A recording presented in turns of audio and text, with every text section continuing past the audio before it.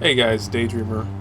Um, I wanted to tell you guys a couple of my work stories because I have seen that, at least here in the U.S., there's been a lot of protesting and a lot of um, media coverage, or at least some media coverage, of what's going on with Amazon as it pertains to them trying to basically unionize workers' rights and protections and stuff like that, basically giving them better benefits because right now they're in just kind of like really crappy position. Um, Work wise here in the U.S., there's really not much in the way of protections for workers, for just like hourly wage earners, people like that. And I've worked a number of jobs that are like that. So I figured I would just tell you guys some of my experiences, what I've had to deal with over the years in terms of working these kinds of crappy jobs that just don't really pay anything, and struggling to try to move forward and gain some semblance of happiness and or pursuit of happiness. So basically, I used to work for I would say I used to work for Target at one point, and where I was working, I used to work in the back room. I did work in multiple other areas, but uh, I would say where all the insanity took place was the back room, so the stock room. And we basically had these old beat up, scan guns where you'd have to, if somebody like requested something or we needed to fill a slot on the floor, they would basically relay a message back there to the stockroom team, and we would receive the message and essentially pull it. That was for like unique orders if somebody wanted to like check to see if we had anything. I would say about 90% of the time we actually did not have it. Like it was just, if it wasn't on the floor, it was literally out. Um, However, uh, hourly we would have these batches that we would have to pull. Well, that's a crash. Good old Cyberpunk. I'm leaving that in. This is what, the eighth or ninth crash that I've had with this game. But anyway, basically, you would have an hour to fulfill these orders to replenish what items were being sold on the floor.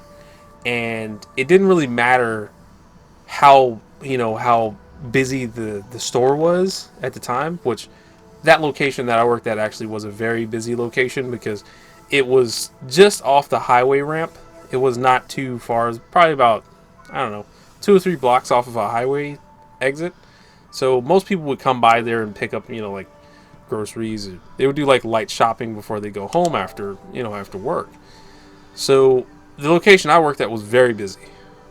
Most of the time it was just, it was packed. Um, so basically, the stockroom team had to pull these orders within an hour, and the size of the order would change depending on how busy the store was. So it didn't matter how much manpower you had, how many people you had back there basically working to pull. Uh, the orders had to be done. So there was times where we just didn't have that many people. We were just understaffed. Uh, and it really came down to store management, where I think at one point while I was working there, during my term working there, uh, one of the stockroom managers just quit. Like he was like, "Fuck it, I'm done. I'm not gonna deal with this anymore," and he just left. So instead of just promoting someone else or finding someone else from maybe another store location to kind of come and stand in, they decided that they were just going to basically let the stockroom team handle it for the time being instead of going and getting somebody else to come over. So we essentially ended up with a team of all just straight up employees in the back with no kind of leadership whatsoever. And every once in a while, uh, the store manager, people up front, like the front managers, would come back and take a look. But they only really did it whenever there was like an issue where we were like, things weren't quite moving as fast as they would like them to move. So that's what was basically taking place. And what ended up happening here was, by the time that happened, I had already been working for Target for a number of years. It's been like a couple of years had passed, and basically, long story short, I ended up being kind of the guy that everybody was coming to. But I didn't get a boost in pay, and I didn't get the position. They never made me an official manager or gave me any kind of training or anything. They just kind of, put me in that position. So it was never anything official. But what would happen is, whenever the managers would come back to take a look at the back room, they would come back and they would ask me what's going on. And they would be like, well, hey, how is this team member doing? How's this employee doing? Where's this guy at?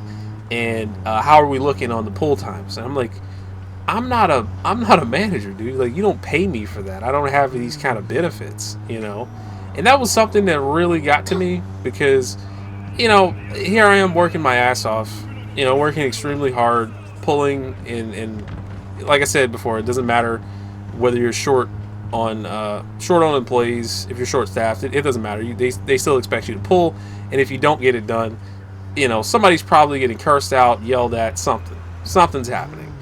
And that was pretty much the work environment there. And ultimately, the last straw was when I was still working in the stockroom, and we still didn't have management. And I want to say it was like a month and a half had passed where we still didn't have management in the back, and it was just every once in a while when the store got heavy and the stockroom team couldn't handle it. One of the managers would come back when they see an issue. And of course, they wanted to know everything I knew. So it got to that point where I was just like, hey, you guys never promoted me. You guys aren't giving me any kind of benefits, and I don't have a title. You know what I mean? I'm not a manager, and you're asking me these things. So it was one of those days where everything was really heavy. And we did have a couple of people that were just, I don't really blame them. They were kind of slacking off a bit, but I don't really blame them because we only had like a handful of guys back there, working. And this was during a very busy time. We're talking like holidays. We're in the holiday season where it's like nearing Christmas and stuff. And we even had old equipment. We had some really old equipment that would like break down. Some people wouldn't charge them. We had little rechargeable lifts that we would use, and sometimes they would just run out. And if they ran out, because there was no manager, nobody was designated as a manager, they wouldn't give you the manager keys, and you needed a key to basically open the little emergency. There was a little emergency door on the lift where you could open it, and basically, if somebody got stuck in the air, you could open the lift and manually release it. So whoever's stuck on top would, slowly descend to the ground so they can get off the lift.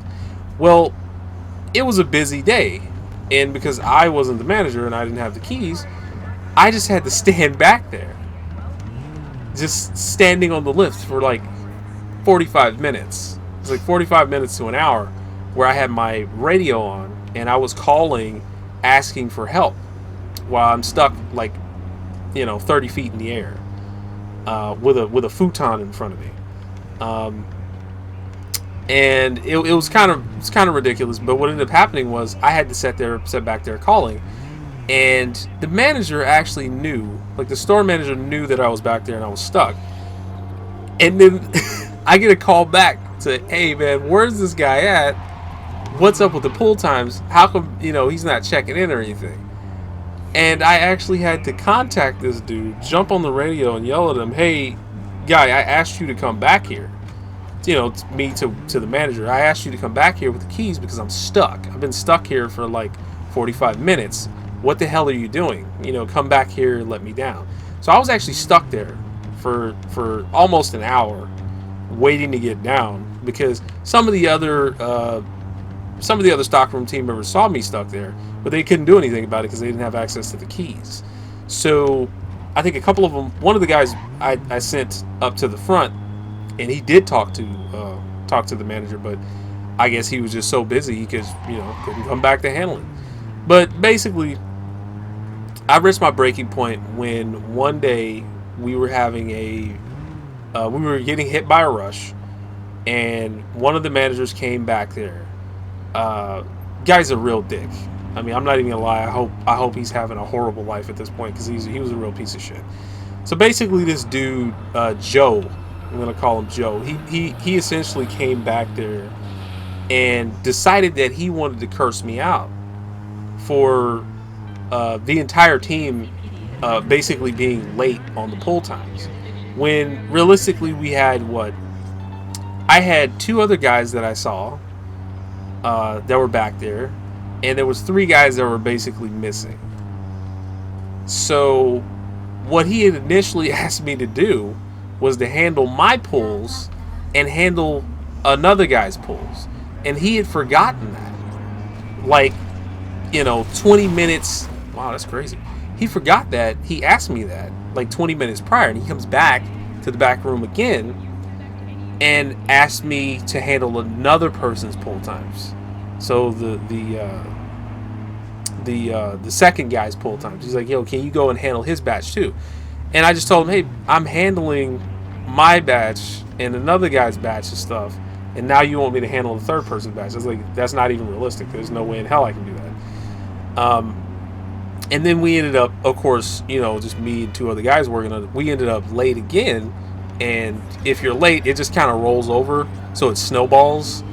And because the batch times snowballed and all this merch wasn't getting moved, and I was just back there by myself. Guy comes back there, Joe comes back there, store manager, and loses his shit, cursing me out, calling me stupid, saying all these, just insanely rude things to me. So at this point, I'm pissed because I'm like, this dude literally just singled me out, acting as if I'm in charge of the stock room when I don't have the position, I don't have the benefits, I don't have any of the pay, none of that, and he just defaulted to thinking like I'm in charge of that entire department. So after that happened, I decided, fuck this. I'm not going to take this. I'm going to at least go and, confront this guy and talk to him like a man. So I went to the front. I was pissed, but I was able to keep my composure and speak to him and tell him, "Hey, man, look, I kind of feel like you're singling me out here because you didn't talk to anybody else, and you definitely didn't speak to anyone else like that, cursing and just acting all fucking crazy. Like, let's be realistic. You don't talk to anybody like that. The level of disrespect was insane. But he just kind of tried to bullshit his way through the conversation, saying, "Hey, man, nah, I would never do that." I'm like, "My guy, you just did it like 10 minutes ago. You literally just cursed me out like 10 minutes ago." So he just kind of tried to bullshit his way out of it because I think he could kind of feel which way the conversation was going with how pissed off I was. So after that, I just decided, man, it's not even worth it. Like, this just isn't worth it. I'm not getting paid that much, and these ass clowns are trying to get me to essentially run a stock room that's short-staffed, and I don't have access to everything. Now, I did understand how to do some of the managerial duties. I did understand that because I had been there for a while. However, I was not receiving the benefits, and I did not have the I didn't have any of the pay of that. So, not to mention I was missing access to certain things. Like, I would still have to call to check in with them instead of me just being able to handle it. Like having access to the receiving area where you got to unlock the gate so the deliveries could come in. I mean, I'm already handling it. But I have to check in with them every time so I can get my hands on the keys and everything else. But basically, after that issue happened there, and this dude disrespected the hell out of me, I just decided, nah, I'm done, dude. I'm done. I'm not gonna deal with this kind of shit. Because I mean, I was getting paid crap at that time, and I remember working my ass off doing 10 hour, sometimes 11-hour shifts at a time, like doing that 5 days, sometimes six times a week, dealing with that. And after that, I just was like, no, fuck it, I'm not gonna deal with it anymore. And I think I went to the back for about 10 more minutes, and then I ended up just putting all my shit down and calling my wife and just having her come pick me up, because I was like, I'm done. I'm not gonna deal with this shit. And it's because of stuff like that. That's why I agree with the unionization here, because the way wage earners are treated, hourly wage workers are treated. They're treated like shit, like absolute garbage here in the United States. And the pay, I mean, I don't care what anybody says. This shit's exploitation. At this point, it's straight up exploitation. I mean, there's people fighting over $15 an hour. Like, are you kidding me? $15 an hour is still pretty much peanuts here. There's not really much you can do with it. It's not like you're gonna like, oh my god, I'm making $15 an hour. I can now go and get married, have some kids. I can go buy a house and shit and sit down. Like, that's not gonna happen. You know what I mean? That's peanuts. Now I know what some people are gonna say that watch this. They're gonna say, well, if you want to be able to do that kind of stuff, then you need to go to school and get a better education if you want to do stuff like that. Well, I mean, take a look at how much tuition costs. You know, I mean, the only other real option that's viable is essentially going into debt. You know what I mean? And even if you could find a way, some type of way to get some kind of help, that, in my opinion, like that's good for that person. But most people, they don't have that kind of assistance. You just don't have that kind of assistance to really bridge that gap so you can make it through to get your education. So this whole thing where it's like, oh, we just expect you to just pull extra time and effort out of your ass, it just doesn't exist. I mean, you only got 24 hours in a day, and then you're expected to work your ass off to basically just to survive, really, just to try to survive. You're not making enough money for that, so you need to do that, and at the same time you need to put yourself in debt so that you can go through school. It's absurd. The whole damn thing is absurd. So yeah, I've kind of gone off on a bit of a tangent here, but that's just one of the jobs that I was working. I have many more stories and different crap jobs that I've worked over the years, which is one of the reasons why I'm just doing this, because I love playing video games. I love talking about video games,